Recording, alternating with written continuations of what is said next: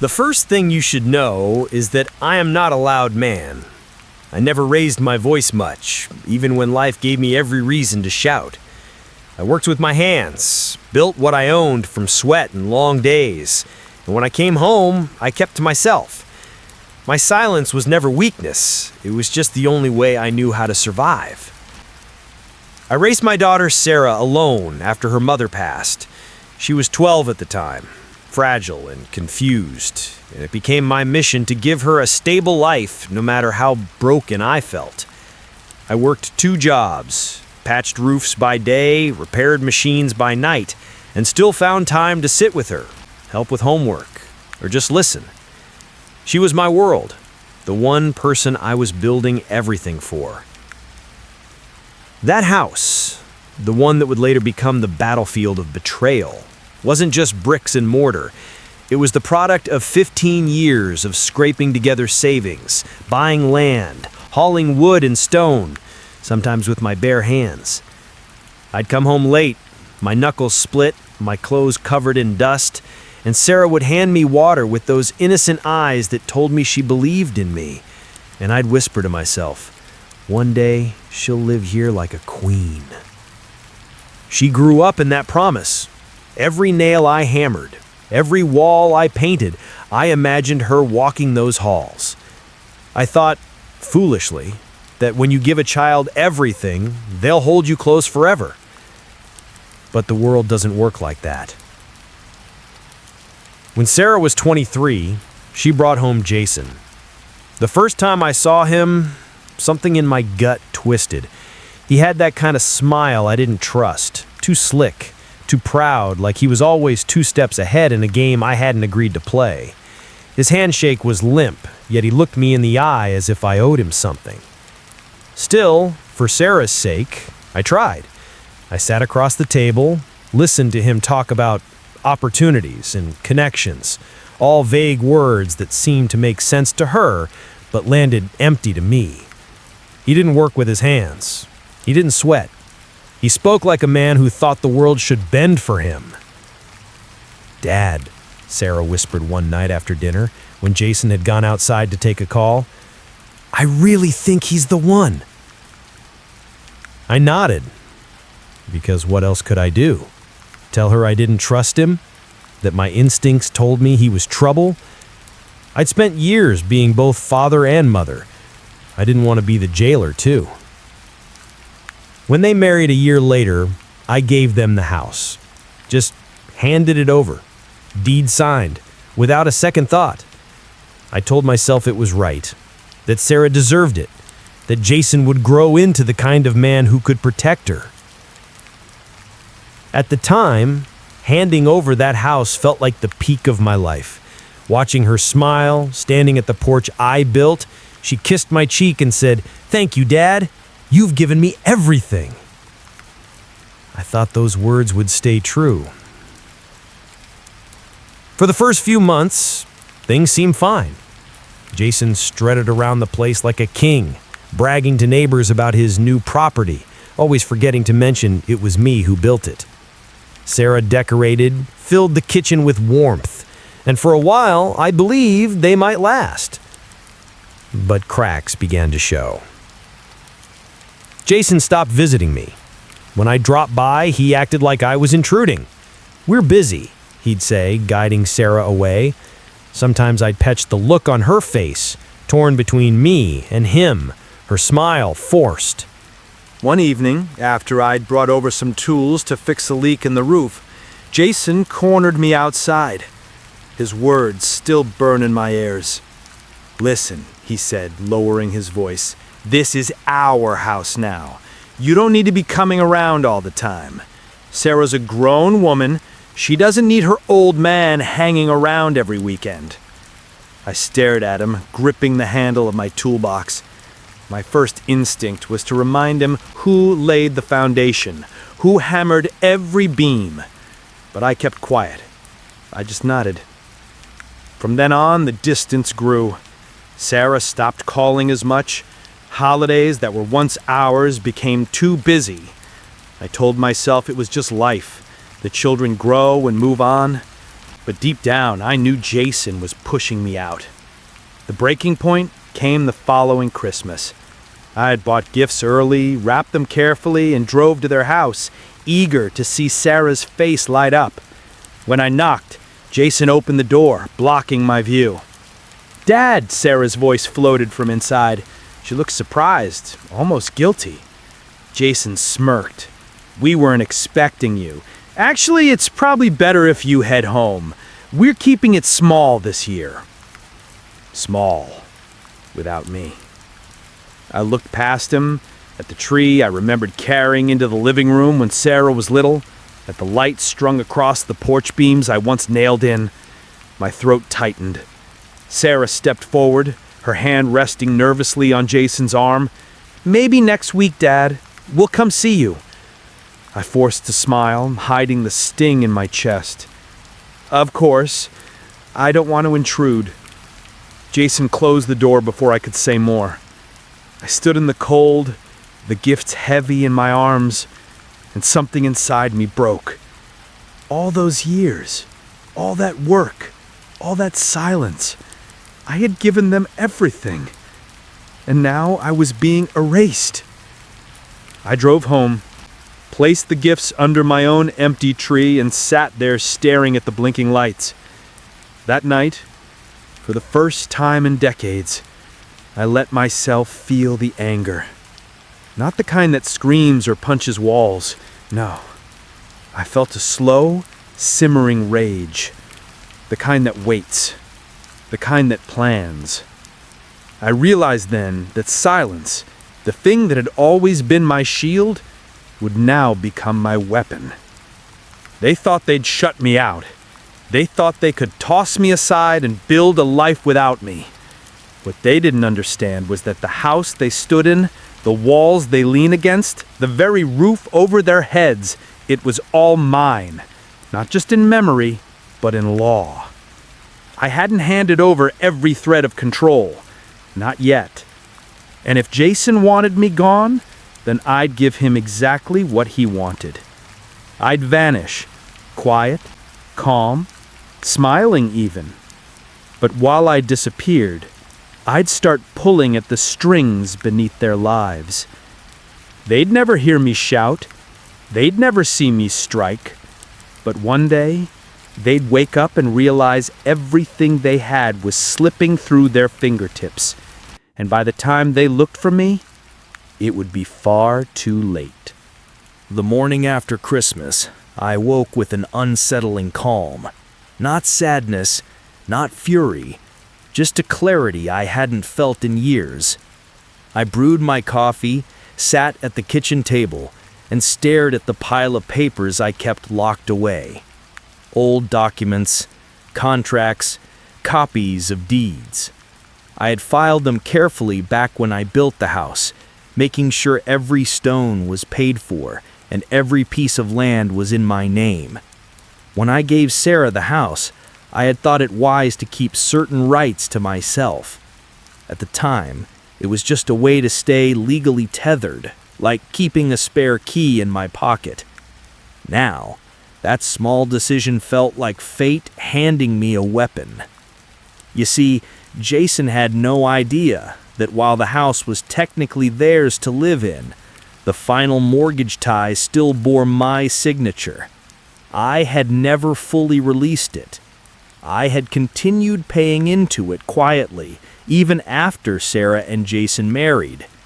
It was a burden I carried alone, telling myself it was still my duty as a father. Jason strutted around like a king, but the truth was he wasn't standing on his own foundation. He was standing on mine. And that was where I would start. I made one phone call to the bank. A polite conversation, nothing more. I asked them to halt further payments on the mortgage. I told them I wanted to close out my involvement and let the account fall to its rightful owners. The woman on the line assured me she would process it. Her voice was kind, neutral. To her, it was just business. To me, It was the opening move of a game Jason didn't even know he was playing. By the new year, notices would arrive at their door. Cold official papers, reminding them that the house wasn't as secure as they thought. Jason would puff his chest and pretend he could handle it. Sarah would panic, and I would be nowhere near to offer comfort. I smiled into my coffee as the sun crept over the horizon. But pulling away the roof over their heads wasn't enough. No, I wanted Jason to feel something deeper. The humiliation of watching his little empire crumble. So I started watching. Not openly. I became a shadow in their lives. Jason liked to brag about his business dealings at parties, but I knew how men like him operated. All flash, no roots. I followed the trails, companies he mentioned, partners he claimed to know. It didn't take long to find the truth. Most of his ventures were paper thin, fueled by borrowed money and empty promises.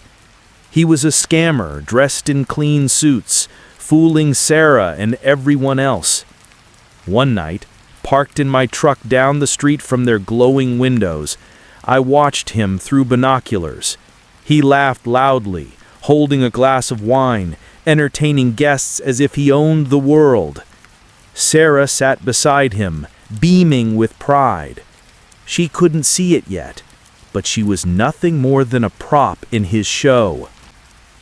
I gripped the steering wheel until my knuckles turned white. I didn't hate her. Not for choosing him, not even for shutting me out.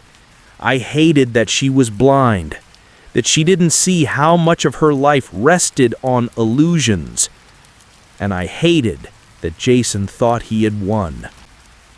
I started making connections of my own, quiet ones. I reached out to men I'd worked with on construction sites, old friends who owed me favors, people who had heard Jason's name before and rolled their eyes. Slowly, a network formed. They began feeding me information, deals Jason was trying to close, debts he was juggling, whispers of fraud that could easily become shouts if pushed. Every piece of intel was another nail in the coffin I was building for him. Meanwhile, Sarah tried to keep up appearances. She'd call me once every couple of weeks, her voice cheerful but hollow. "How are you, Dad?" "I'm fine," I'd answer, keeping my tone steady.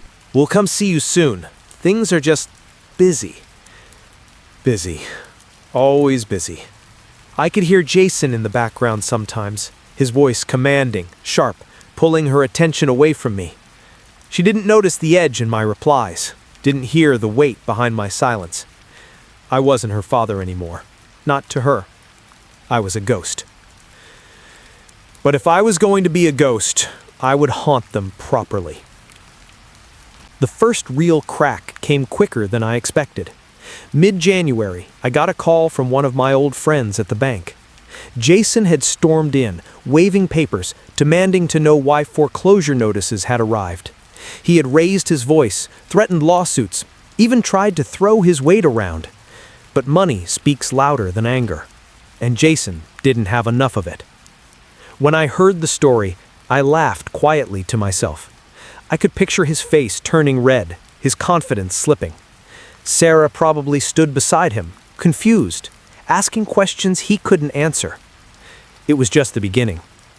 The next step required patience. I couldn't simply expose him all at once. That would be too easy. No, I needed him to feel the floor disappearing inch by inch beneath his feet. So I planted seeds. Anonymous tips sent to business partners, whispers of investigations, small leaks of information about his shady dealings. Nothing concrete enough to destroy him outright, but just enough to make people doubt. And doubt is poison for a man like Jason. His power relied on perception. Once people stopped believing, the walls would collapse. Meanwhile, I stayed silent. When Sarah called, I never mentioned the bank. I never mentioned Jason's unraveling. I just asked how she was doing, told her I loved her, and let her live in her fragile bubble. But inside, I was counting the days. By February, Jason's swagger had dulled. He started driving an older car, avoiding neighbors. The parties slowed. I could see Sarah's smile fading whenever I spotted her through their windows. She still tried to hold it together, still clung to the illusion that everything was fine. But cracks were spreading across her life, and she didn't even know I was the one hammering at them. One night, I drove past their house and saw them arguing on the porch. Jason's arms flailed as he shouted. Sarah crossed hers, her face streaked with tears. I parked far away and listened to the distant echoes of their fight.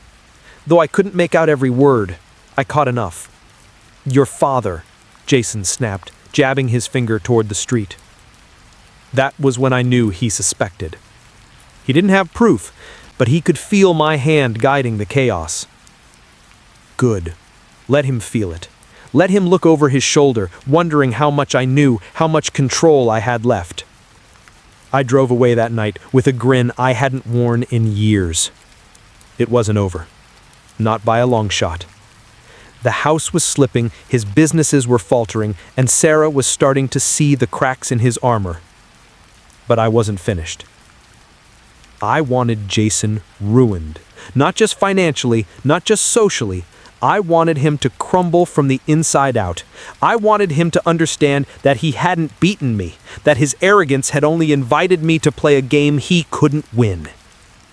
And I was just getting started. By March, the cracks in Jason's perfect kingdom had grown too wide to hide. I kept my distance, but I had eyes everywhere.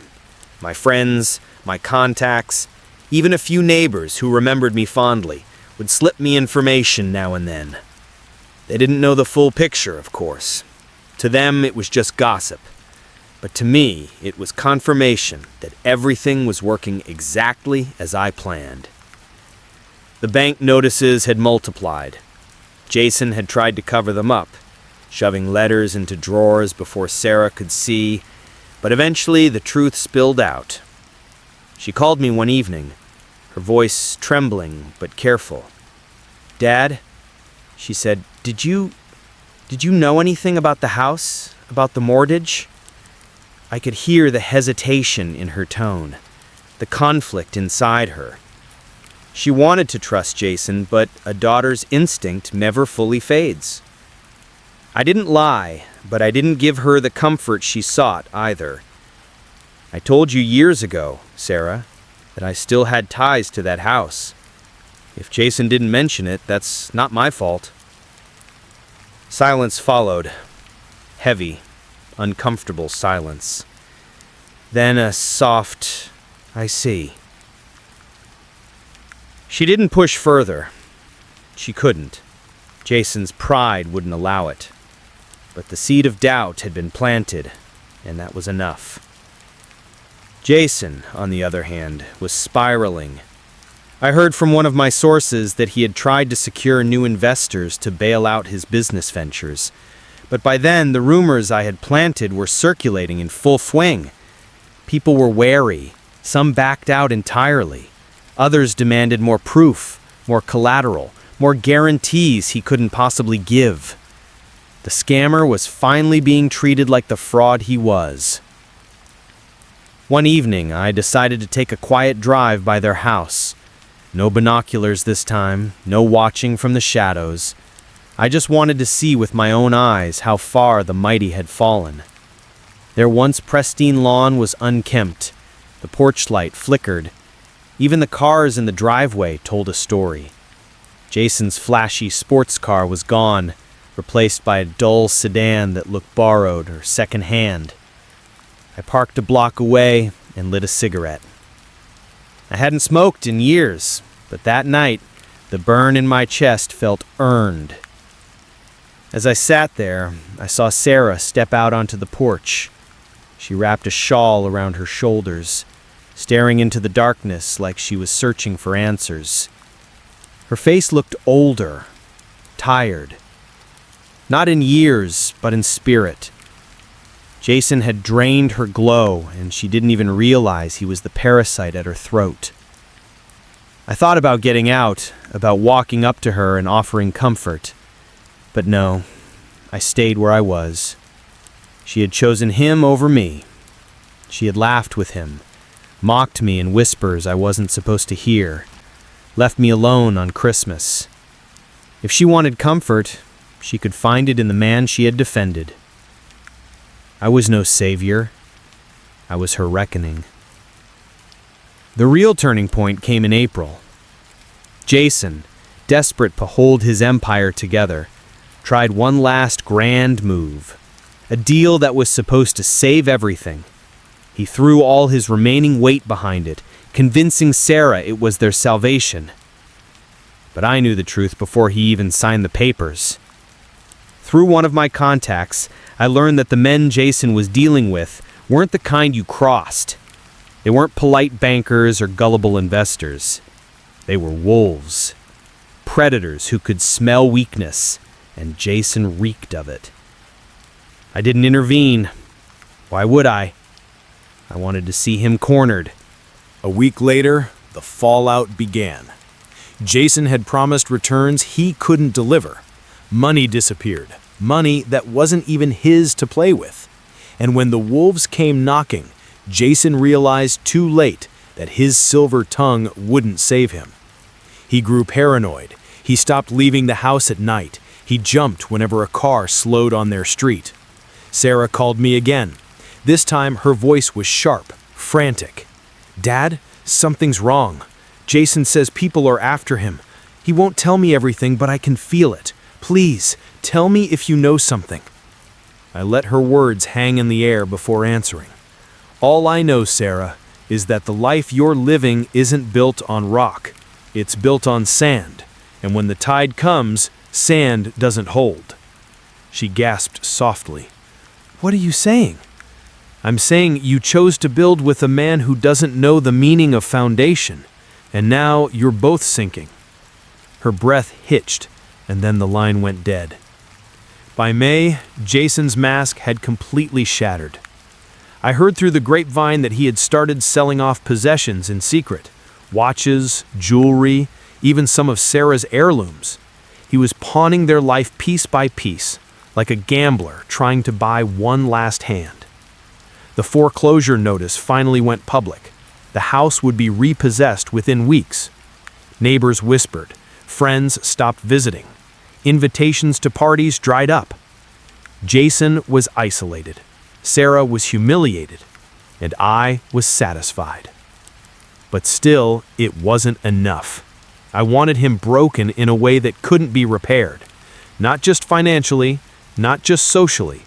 I wanted him to feel the same kind of loneliness he had forced on me that Christmas night.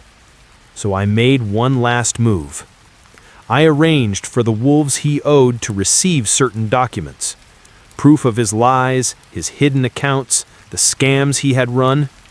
I didn't sign my name, of course. I sent it through channels that couldn't be traced.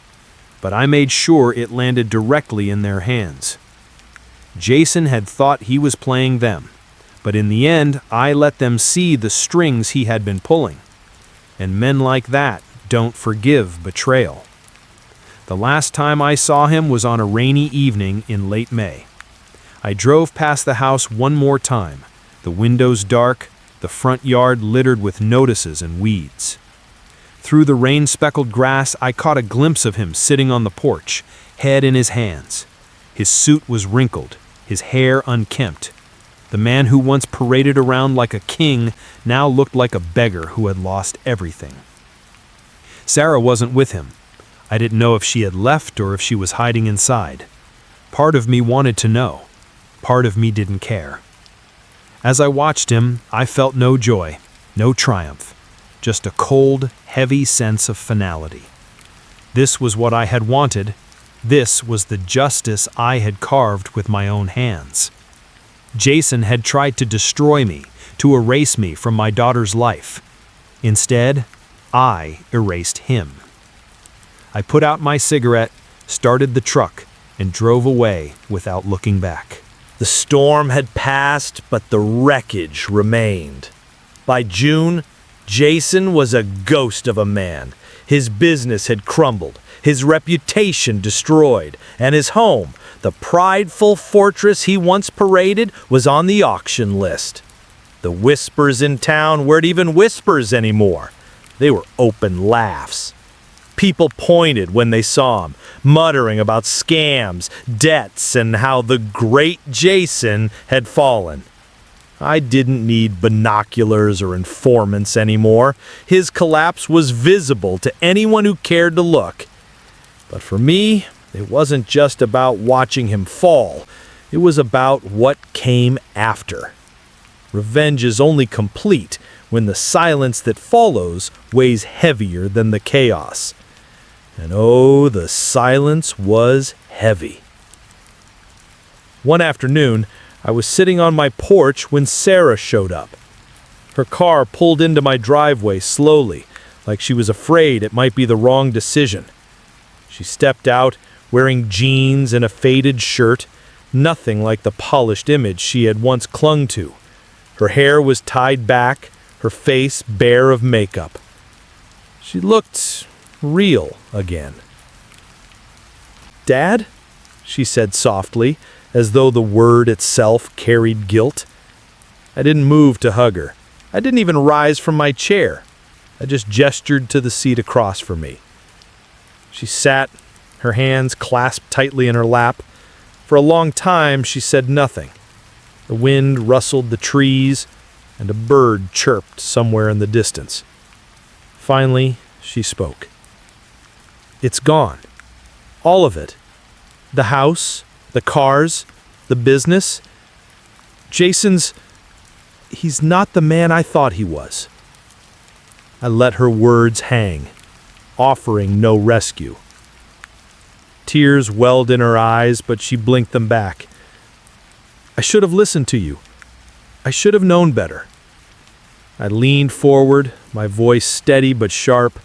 "When I warned you years ago, you laughed at me. You told me I was bitter, jealous, that I didn't understand him." "I know. I was wrong." Her voice cracked, and for a moment I almost felt the urge to comfort her. But the memory of that Christmas, of being shut out of my own daughter's life, kept my heart cold. "You chose him, and now you live with what that choice brought." She nodded, silent tears slipping down her cheeks. We sat there for a long time, the silence speaking louder than either of us. I didn't ask about Jason. I didn't need to. His fate was already sealed. A week later, news spread like wildfire. Jason had skipped town. No forwarding address, no explanations, just gone. Some said he fled from the wolves he owed money to.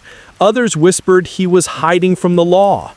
A few even claimed he was seen boarding a bus out of state with nothing but a duffel bag. Whatever the truth, I knew one thing. Jason was finished, and he'd taken Sarah's illusions with him. In the weeks that followed, Sarah tried to repair what she had broken between us. She called more often, stopped by occasionally, even asked if she could stay for a while. I allowed it, but I didn't make it easy. Trust once shattered doesn't mend overnight. There were evenings when we'd sit in silence, both of us pretending to watch TV, while the weight of unspoken words filled the room. She wanted forgiveness, I wanted acknowledgement. Slowly, painfully, she began to understand the depth of what her choices had cost. One night, as we sat eating dinner, she looked at me and said, "You're stronger than I ever gave you credit for." I set down my fork and met her eyes. "No, I'm not stronger. I just don't break as loudly." She lowered her gaze, shame burning in her cheeks. That was enough. But revenge doesn't end neatly. There's always the aftertaste, the lingering bitterness that no victory can wash away. I had destroyed Jason without lifting a hand, without raising my voice. Every step had been calculated, every move deliberate. And yet, as I lay awake at night, I sometimes wondered if I had destroyed a part of myself, too. Because the truth was, I hadn't just punished Jason, I had punished Sarah. She had lost her husband, her home, her status, and the illusions she once clung to. And in many ways, she had lost me, too. The man she had once called her hero was now a stranger who had taught her a brutal lesson in loyalty. Was it justice? Absolutely. Was it necessary? Without question. But was it clean? No. Revenge never is. The last time I heard Jason's name was months later. A friend mentioned he'd been spotted in a rundown part of another state, looking ragged, working odd jobs for cash. I didn't smile, I didn't curse, I simply nodded and let it pass. Jason was already dead to me, not in body, but in soul. The man who once strutted like a king, now scraped by like a beggar, and that was punishment enough. Sarah never spoke of him again. One evening, nearly a year after it all began, Sarah and I sat on the porch together. The sun was setting, painting the sky in streaks of orange and purple. She turned to me, her face calm but lined with regret. She said, "Dad, do you ever wish things had gone differently?" I thought about it for a long time. About the Christmas I spent alone, about the cold nights I plotted, about the ruin I orchestrated. Finally, I answered, "No, because some lessons can't be taught with kindness. They have to be carved into bone." She nodded slowly, understanding at last. And in that moment, I realized the truth. I hadn't just avenged myself. I had ensured she would never fall for a man like Jason again. My revenge wasn't just destruction. It was a shield, forged in silence and sharpened with patience. And as the night fell around us, I knew I had done what needed to be done. Justice had been served, without a word. Thank you for joining me on this journey. If you like this story, please like this video, subscribe to the channel, and share your impressions of this story in the comments. If you're really looking forward to more awesome stories, tap the bell icon.